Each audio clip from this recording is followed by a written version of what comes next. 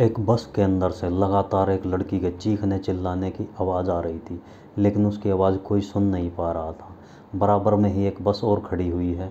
उसके अंदर दो ड्राइवर उस आवाज़ को सुन लेते हैं और बोलते हैं कि इस बस में से किसी लड़की के चीखने चिल्लाने की आवाज़ आ रही है, चलो चल के देखते हैं। यह देहरादून का ISBT बस डिपो था। दोनों ड्राइवर उतर कर जाते हैं और दूसरी बस में प्रवेश करते हैं तो वह सामने देखते हैं कि एक 15-16 साल की लड़की नग्न अवस्था में ड्राइवर और कंडक्टर उसके साथ ज़बरदस्ती शारीरिक संबंध बना रहे हैं। वह लड़की चीख रही है, चिल्ला रही है, लेकिन वे दोनों उसकी एक नहीं सुन रहे हैं।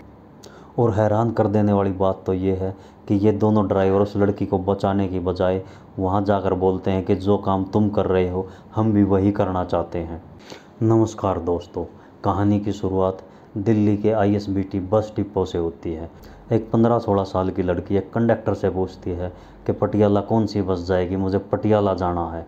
तो वह कंडक्टर इशारा करते हुए कह देता है कि उस बस में बैठ जाओ, तुम्हें रास्ते में एक बस और बदलनी पड़ेगी। धीरे धीरे वह बस देहरादून पहुंच जाती है और देहरादून पहुंचने के बाद उसमें से एक एक करके सारी सवारियां उतर जाती है। बचती है तो वो लड़की, और ड्राइवर कंडक्टर की उस लड़की पर नज़र पड़ती है तो वह लड़की पूछती है कि पटियाला आ गया। तो ड्राइवर कंडक्टर उस लड़की को बोलते हैं कि तुम्हें दूसरी बस में भेज दिया जाएगा, लेकिन उससे पहले कुछ समय तुम हमारे साथ बिता लो। और लड़की के पास जाकर उसके साथ छेड़खानी शुरू कर देते हैं। दोनों मिलकर उस लड़की के कपड़े उतार कर उसके साथ गलत काम, बलात्कार जैसी घटना को अंजाम देना शुरू कर देते। बस में से उस लड़की के चीखने चिल्लाने की खूब आवाज़ आ रही थी, लेकिन सुनने वाला कोई नहीं था। तो पास में ही खड़ी एक बस के अंदर दो ड्राइवर बैठे थे। जैसे ही उनके कानों में वह आवाज़ पड़ती है तो वो बोलते हैं कि यह तो किसी लड़की के चीखने चिल्लाने की आवाज़ है।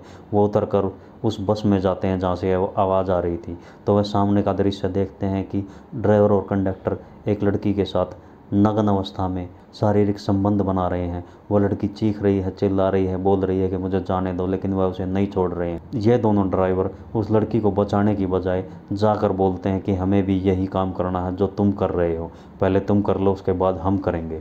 और बारी बारी उस लड़की के साथ ऐसे ही करते रहते हैं। फिर बाद में कंडक्टर कैशियर के पास पैसे जमा करने के लिए जाता है तो कैशियर उससे पूछता है कि तुम्हारी बस तो 10:30 बजे आ जाती है और अब 12 बजे हुए हैं, तुम इतनी लेट कैसे आए हो। तो कंडक्टर उसके सवालों के आगे ज़्यादा देर टिक नहीं पाता और उसको बोलता है कि हमारी बस में एक लड़की है, अगर तुम भी उसके साथ कुछ करना चाहो तो कर सकते हो। यह बात सुनते ही कैशियर किसी और को अपनी जगह पर बैठाकर बस की तरफ चल देता है और बस के अंदर जाकर देखता है वहाँ तीनों ड्राइवर कंडक्टर नग्न अवस्था में होते हैं और वह 15-16 साल की लड़की भी नग्न अवस्था में होती है। कैशियर को देखते ही ड्राइवर कंडक्टर बोलते हैं कि पहले साहब को करने दो, हम बाद में देख लेंगे। वह कैशियर भी उस लड़की के साथ बलात्कार करके वहाँ से निकल जाता है और फिर वह बारी बारी उस लड़की के साथ पूरी रात बलात्कार करते रहते हैं। फिर वह सुबह के टाइम उसे छोड़ देते हैं और वह लड़की बस डिपो पर ही जाकर खड़ी हो जाती है।